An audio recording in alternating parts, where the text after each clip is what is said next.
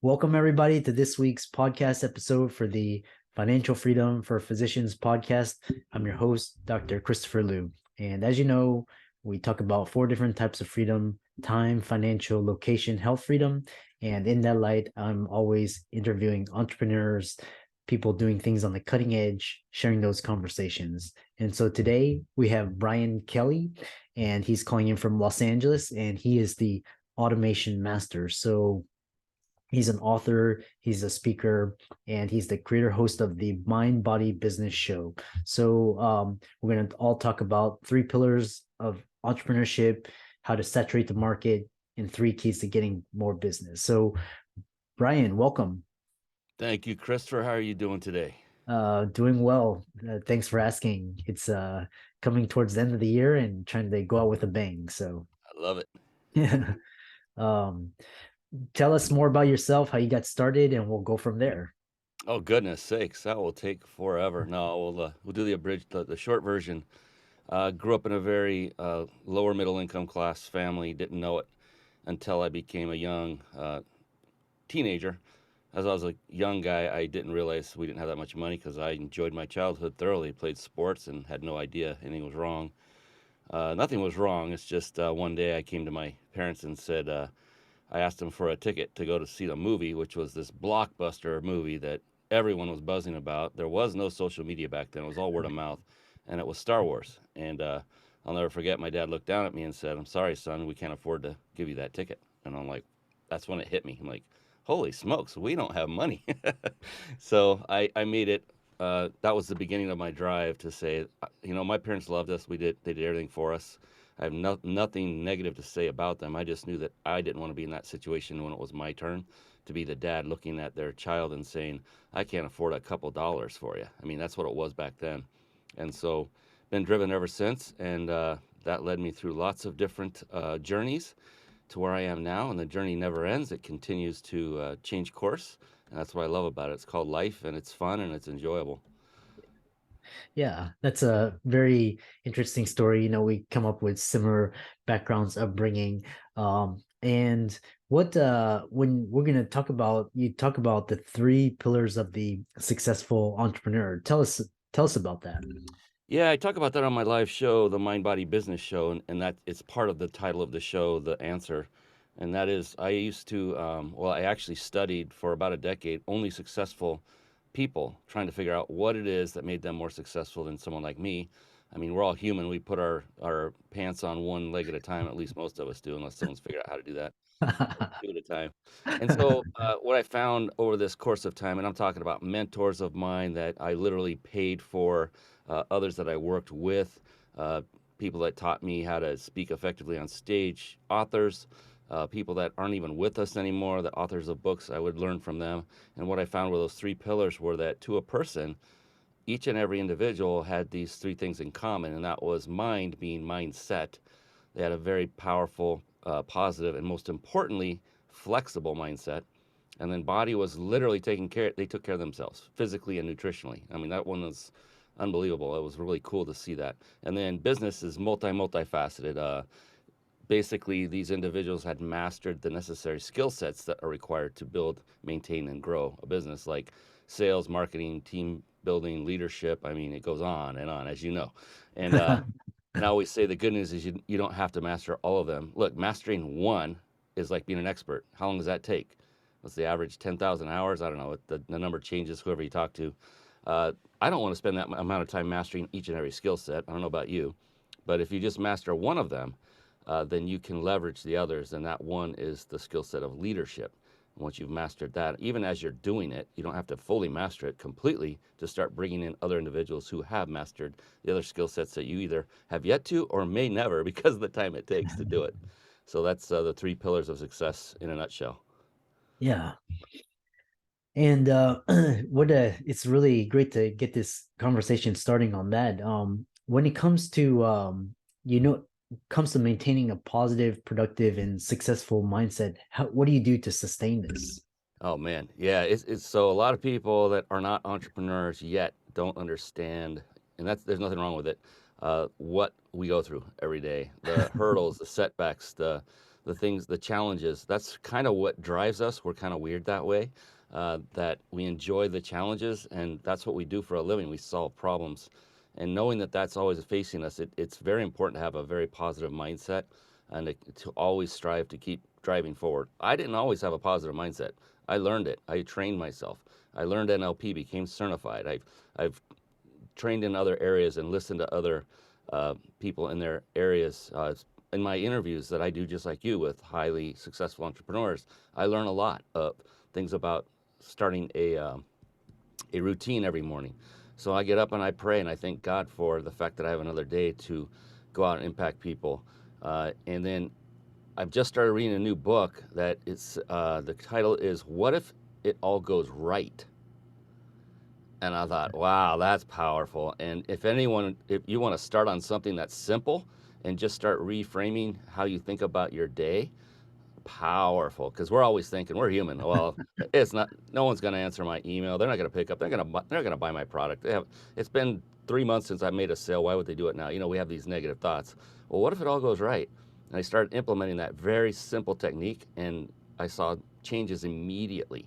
It's amazing what this thing up here between our ears can do for us. So it's important to get it right, to work on your mindset if you haven't already. I'm talking to the audience, and make that one of your priorities, because without a proper mindset, it doesn't matter how good you are, how skilled you are at selling, or at at doing the minutia, at being an auditor of your own company, at building websites, whatever it is.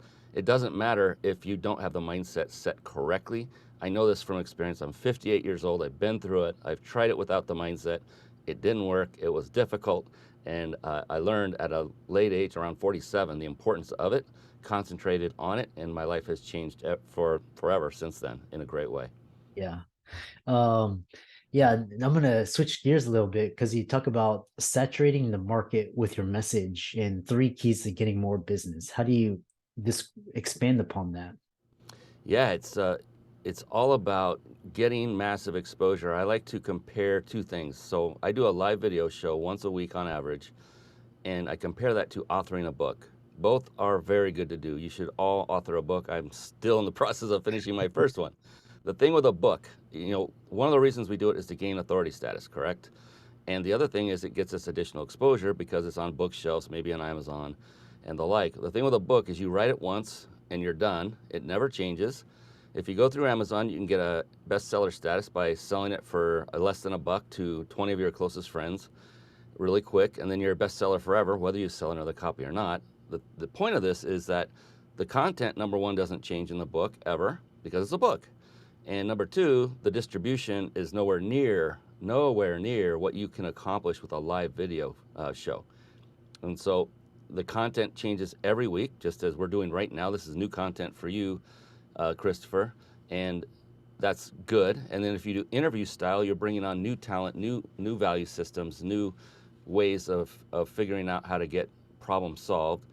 And then you can disseminate and distribute that live video show after it's done. Like during the show, we stream live to 11 platforms all at the same time. That's a lot more exposure than you'll ever get with a book right then and there. I mean, we could stop there, but I don't, and we don't. We repurpose it. We're on 35 podcast platforms. We edit out the audio. It takes us minutes because we don't go and edit out the ums and the ahs. It's live, and we want them to know it was live. It carries a different dynamic.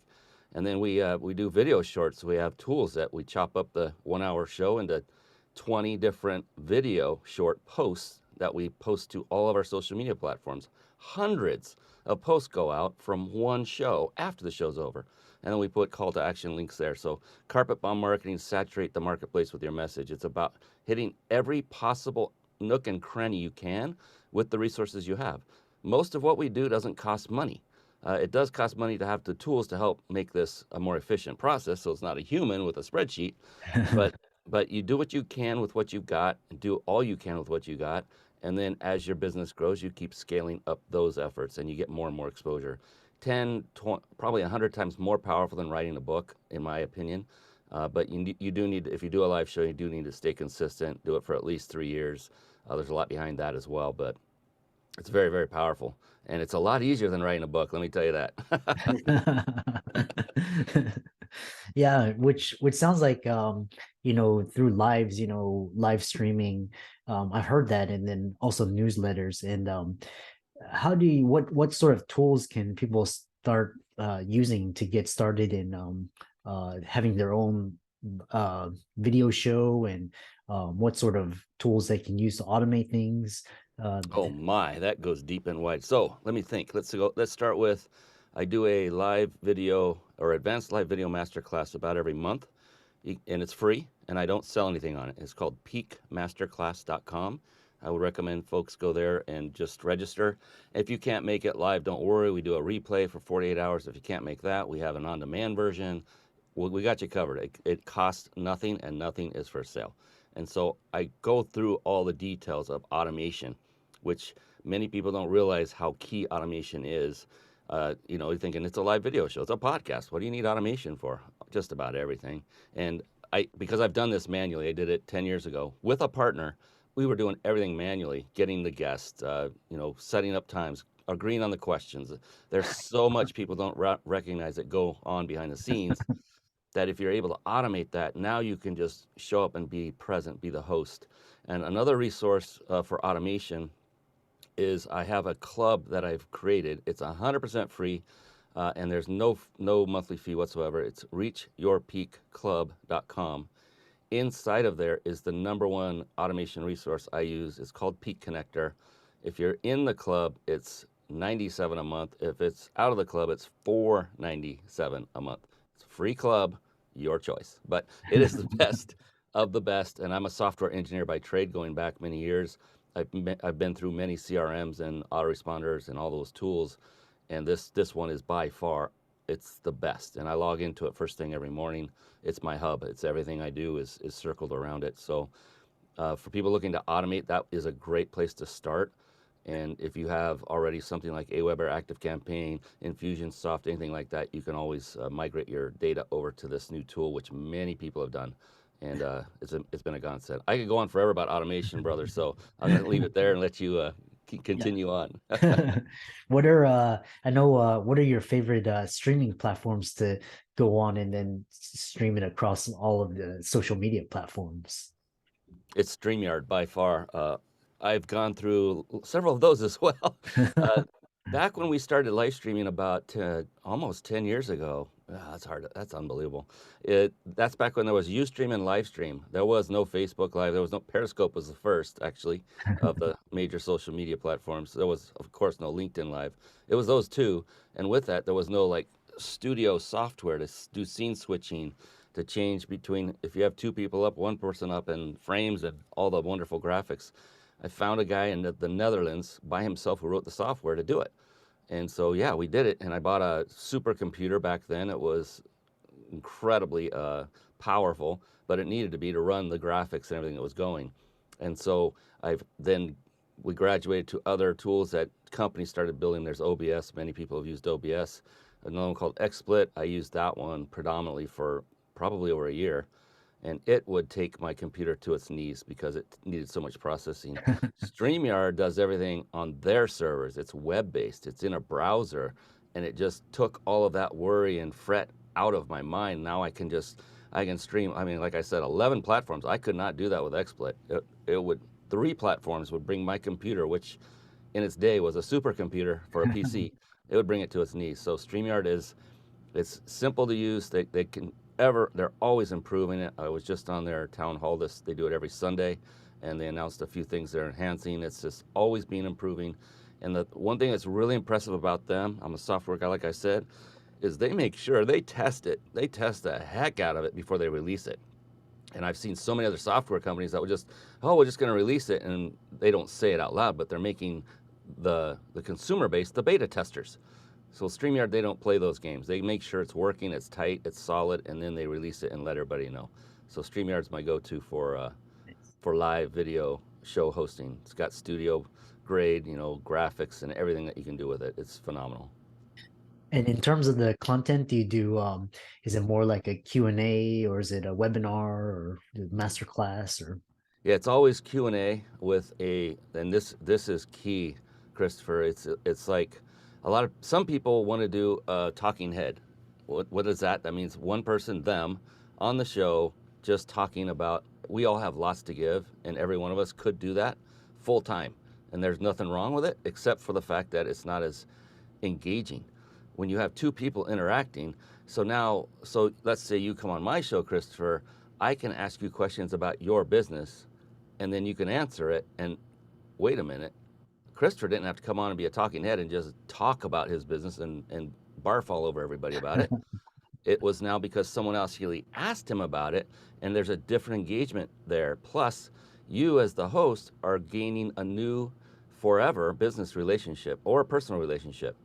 There's so many in the master classes where I go into a deeper detail on this. Uh, so many are looking for likes, loves, downloads, reviews, and all that. The vanity numbers for their shows, how many are watching live, and that's the wrong focus. Doesn't mean you don't think about it, but you don't focus on it. You focus strategically on bringing on guests who later will either become someone that you do business with, but it could be in either direction. I've become a client of quite a few of my guests and vice versa. So it's a phenomenal relationship building resource on top of everything else. And that's why I highly recommend that everyone do interview style shows.